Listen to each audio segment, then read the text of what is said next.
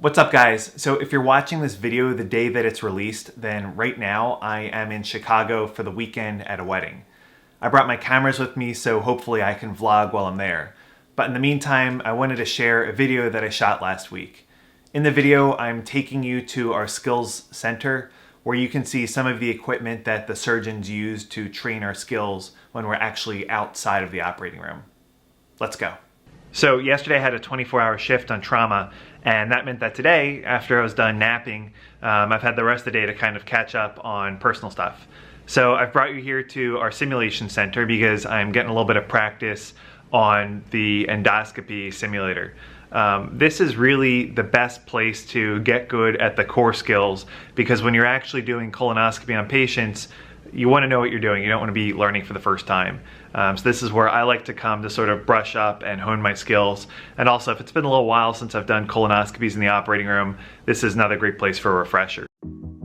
So if you haven't seen endoscopy equipment before, it might be hard to tell, but this is a really, really good version of a colonoscope. You can see me touching the tip with my finger. That is the only part that's different. Normally there would be a video camera there, but everything else is exactly the right size and right dimensions and works just like the real thing would.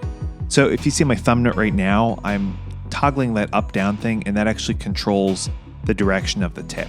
Between that and then twisting your hand left and right, we call it torquing. That's pretty much most of the directions that you'll need. Occasionally we use that little wheel that you see me using here, and that wheel lets us toggle left and right with the tip. This part of the simulation here is designed to help you practice the part of the colonoscopy where you're looking for tumors and other lesions.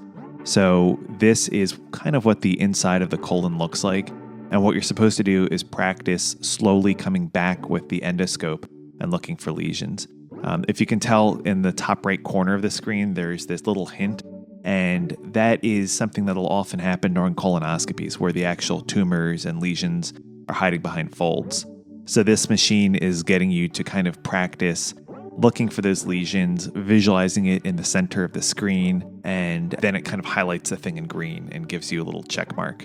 Here you can just sort of see the screen jerking around while looking for lesions. Obviously, in real life, the actual colon itself isn't holding totally still like that. So these folds are all moving. There's often fluid moving around. But the key takeaway here is to practice looking in the folds of the colon for lesions and make sure you visualize absolutely everything.